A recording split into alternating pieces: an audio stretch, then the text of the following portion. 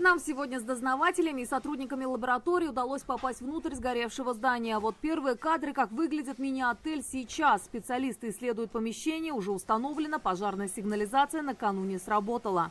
На месте сегодня работают огнеборцы, они ведут проливку, чтобы не было повторного возгорания. Больше всего пострадала именно эта часть здания. Например, здесь находился мини-отель. Услышав пожарную сигнализацию, 5 постояльцев и 2 сотрудников выбежали на улицу. Некоторые успели с собой прихватить только документы. Их теплая одежда осталась внутри и сгорела. Один из владельцев здания сегодня был на месте, но общаться с журналистами не стал. Причину сами не является? Нет.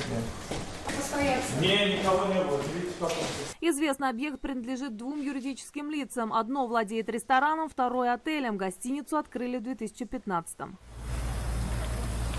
Огонь начал полыхать в 2 часа дня. Очевидцы сняли на свои мобильные телефоны, как языки пламени вырывались из-под кровли. На 3-м этаже расположены мини-отель и ресторан. Жильцы соседних домов сразу предположили, из-за чего могло начаться возгорание. Я вот летом еще видела как-то, видимо, здесь уже это же ресторан. Еще летом видела, тоже такое было какое-то задымление. Но они же делают шашлыки тут, вот это все, мне кажется, с этим связано. Мы стояли на 9-м этаже, посмотрели, горит крыша, полностью кровля начала, скорее всего, гореть. За 10, наверное, пожар охватил вот эту часть, эту часть.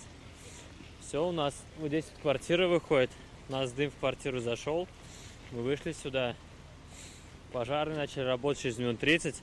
Они сюда заехать не смогли, из-за того, что узкие здания. Потушить пламя оперативно у сотрудников МЧС не получалось. Причина в сложности конструкции. На месте развернули оперштаб, привлекли более 100 сотрудников пожарной охраны.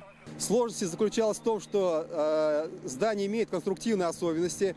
По периметру здания имеются пустотные карманы с ограниченным доступом, а также был ограничен доступ непосредственно на кровлю.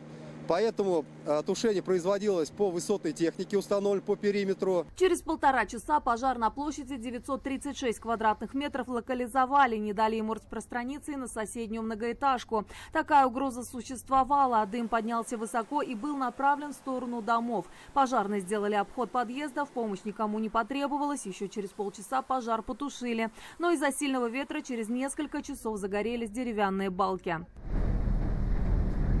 Для бесперебойной работы пожарных расчетов сотрудники ГИБДД ограничили движение по улицам Павлюхина и Спартаковская. На место выезжал и прокурор Приволжского района Казани. Представитель ведомства проследит за организацией временного размещения персонала и постояльцев гостиницы.